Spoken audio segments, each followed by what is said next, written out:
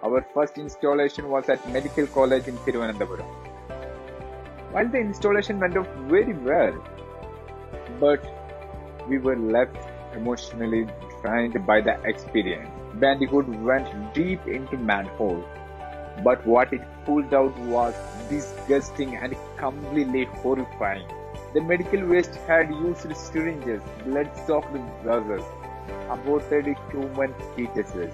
That's when we realized that our device is not just using technology to save lives, but it restores human dignity for changing the concept from manhole to robo home.